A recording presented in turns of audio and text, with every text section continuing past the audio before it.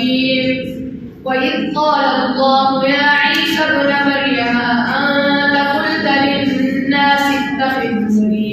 للناس اتخذوني وأمي إلهين من دون الله قال سبحانك ما يقول لي أن أقول ما ليس لي بحق إن قلته فقد علمته تعلم ما في نفسي ولا أعلم ما في نفسك إنك أنت علام الغيوب.